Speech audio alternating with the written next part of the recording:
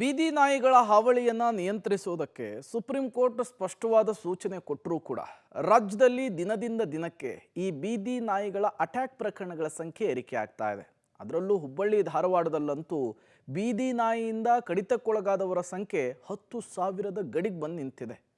ಬೀದಿ ನಾಯಿ ಕಡಿತಕ್ಕೊಳಗಾದವರಿಗೆ ಟ್ರೀಟ್ಮೆಂಟ್ ಒಂದು ಕಡೆ ಕೊಡ್ತಾ ಇದ್ರೆ, ಮತ್ತೊಂದು ಕಡೆ ಸ್ಥಳೀಯ ಆಡಳಿತ ಬೀದಿ ನಾಯಿಗಳ ನಿರ್ವಹಣೆಯಲ್ಲಿ ಸಂಪೂರ್ಣವಾಗಿ ವಿಫಲವಾಗಿದೆ ಅಂತ ಹೇಳಿ ಸ್ಥಳೀಯರು ಆಕ್ರೋಶವನ್ನು ಹೊರಹಾಕ್ತಾ ಇದ್ದಾರೆ. ಬನ್ನಿ ಈ ಕುರಿತಂತೆ ಒಂದು ವರದಿ ಇದೆ, ನೋಡ್ಕೊಂಡು ಬರೋಣ. ಧಾರವಾಡದಲ್ಲಿ ಬೀದಿ ನಾಯಿಗಳ ಹಾವಳಿ. 10 ತಿಂಗಳಲ್ಲಿ 10,000 ಜನರಿಗೆ ಬೀದಿ ನಾಯಿ ಕಡಿತ. ವಾಣಿಜ್ಯ ನಗರಿ ಎಂದೇ ಖ್ಯಾತಿ ಗಳಿಸಿರುವ ಹುಬ್ಬಳ್ಳಿ ಧಾರವಾಡ ನಗರ ಇದೀಗ ಮತ್ತೊಂದು ಕುಖ್ಯಾತಿಗೆ ಕಾರಣವಾಗಿದೆ. ಅವಳಿ ನಗರದಲ್ಲಿ 15 ಲಕ್ಷ ಜನಸಂಖ್ಯೆ ಇರುವ ಪ್ರದೇಶದಲ್ಲಿ ಜನರಿಗೆ ಬೀದಿ ನಾಯಿಗಳ ಕಂಟಕ ಶುರುವಾಗಿದೆ.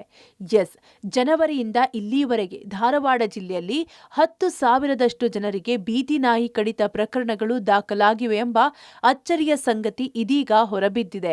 ರಸ್ತೆಯಲ್ಲಿ ಹೋಗುವ ಸಾರ್ವಜನಿಕರಿಗೆ, ಬೀದಿಯಲ್ಲಿ ಆಟವಾಡುವ ಮಕ್ಕಳ ಮೇಲೆ ಈ ಬೀದಿ ನಾಯಿ ಕಡಿತ ಪ್ರಕರಣ ಕಂಡುಬಂದಿವೆ. ಹೀಗಾಗಿ ಇದನ್ನ ಕಂಟ್ರೋಲ್ ಮಾಡಲು ಬಹಳಷ್ಟು ಪ್ರಯತ್ನ ಮಾಡಿದ್ರೂ ಅದು ಸಫಲವಾಗಿಲ್ಲ.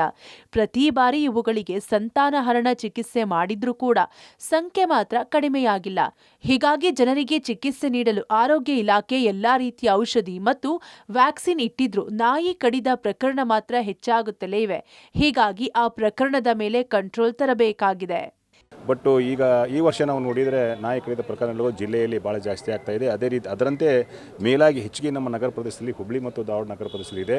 ಸೊ ಈಗಾಗಲೇ ನಾವು ಇದರ ಬಗ್ಗೆ ಸಭೆಯನ್ನು ಮಾಡಿದ್ದೀವಿ. ಒಂದು, ಇದನ್ನು ಕಡಿಮೆ ಮಾಡಬೇಕಾದ್ರೆ ನಾವು ಸಂತಾನೋತ್ಪತ್ತಿಯನ್ನು ಕಡಿಮೆ ಮಾಡುವಂಥದ್ದಾಗಲಿ, ಅವರಿಗೆ ವ್ಯಾಕ್ಸಿನೇಷನ್ ಕೊಡುವಂಥದ್ದು ಮತ್ತು ಸ್ಟೆರಿಲೈಸೇಷನ್ ಮಾಡುವಂಥದ್ದು. ಸೊ ಇದನ್ನು ನಾವು ಮಾಡಬೇಕು. ಈಗ ಆಲ್ರೆಡಿ ನಾಯಿಗಳಿಗೆ ಅವರು ಎಷ್ಟೋ ಮನೆಯವರು ವ್ಯಾಕ್ಸಿನೇಷನ್ ಕೊಡಿಸಿರ್ತಾರೆ.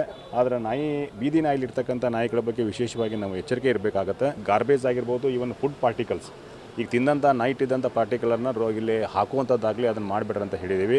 ಆ ಏರಿಯಾದಲ್ಲಿ ಅವನ್ನ ಒಂದು ವಾಟ್ಸಪ್ ಮುಖಾಂತರ ಹಾಕಿ ನಾವು ಸಂಬಂಧಪಟ್ಟ ಮುಖ್ಯ ವೈದ್ಯಾಧಿಕಾರಿಗಳು ಅಥವಾ ಹೆಲ್ತ್ ಇನ್ಸ್ಪೆಕ್ಟರ್ ಏನು ಇರ್ತಾರೆ ಅವರು ಅದನ್ನು ಓಡಿಸೋಗುವಂಥದ್ದು ಮಾಡೋದಂಥದ್ದು ಆಗಬೇಕು.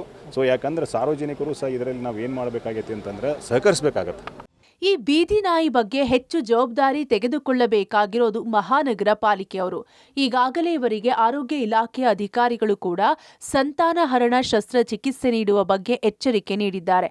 ಆದರೆ ಧಾರವಾಡ ಜಿಲ್ಲೆಯಲ್ಲಿ ಒಂದೇ ಒಂದು ಸಂತಾನಹರಣ ಶಸ್ತ್ರಚಿಕಿತ್ಸಾ ಕೇಂದ್ರ ಇದೆ. ಅದರ ಸಂಖ್ಯೆ ಕೂಡ ಹೆಚ್ಚು ಆಗಬೇಕಿದೆ. ಮುಖ್ಯವಾಗಿ ಹುಬ್ಬಳ್ಳಿ ಧಾರವಾಡ ನಗರದ ಜನನಿಬಿಡ ಪ್ರದೇಶಗಳಾದ ರಸ್ತೆ ಮೇಲಿರುವ ಫಾಸ್ಟ್ ಫುಡ್ ತ್ಯಾಜ್ಯ ವಿಲೇವಾರಿ ಘಟಕದಲ್ಲಿ ಈ ಬೀದಿ ನಾಯಿ ಹಾವಳಿ ಹೆಚ್ಚಿದೆ. ಇದರ ಹಾವಳಿ ತಪ್ಪಿಸಬೇಕಾದ್ರೆ ಒಂದೇ ಮಾರ್ಗ ಇರೋದು, ಅದು ಸಂತಾನಹರಣ ಶಸ್ತ್ರಚಿಕಿತ್ಸೆ.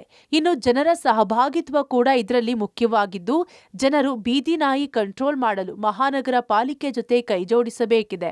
ಸರ್, ಏನಂದ್ರೆ ಈಗ ABC ಪ್ರೋಗ್ರಾಮ್ ಅಂತೇಳಿ ನಡೀತೈತೆ sir, animal birth control. So ಅದು ಹೆಚ್ಚಿಗೆ ಆಗ್ಬೇಕಂತೇಳಿ ನಾವು ಲಾಸ್ಟ್ ಟೈಮು ಮೀಟಿಂಗ್ ಮಾಡಿದಾಗ ಹೇಳೇವಿ.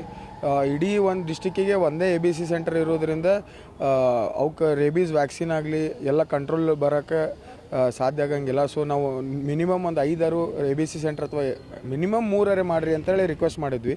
ಸೊ ABC ಪ್ರೋಗ್ರಾಮ್ ಆಗಬೇಕು. ಆಮೇಲೆ ಜನರ ಒಳಗೂ ಸ್ವಲ್ಪ ಅವೇರ್ನೆಸ್ ಬರಬೇಕು ಸರ್. ಕಾರ್ಪೊರೇಷನ್ ಅವ್ರಿಗೆ ಅದು ರಿಕ್ವೆಸ್ಟ್ ಮಾಡೋದೇನೆಂದ್ರೆ ಆದಷ್ಟು ಜಾಸ್ತಿ ABC ಸೆಂಟರ್ ಮಾಡಿರಿ ಅಂತೇಳಿ ರಿಕ್ವೆಸ್ಟ್ ಮಾಡ್ತೀನಿ ಸರ್.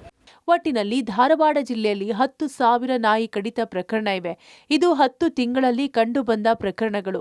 ಇವು ಇನ್ನೂ ಹೆಚ್ಚಾಗದಂತೆ ನೋಡಿಕೊಳ್ಳಲು ಮಹಾನಗರ ಪಾಲಿಕೆ ಹೆಚ್ಚು ಶ್ರಮ ವಹಿಸಬೇಕಿದೆ.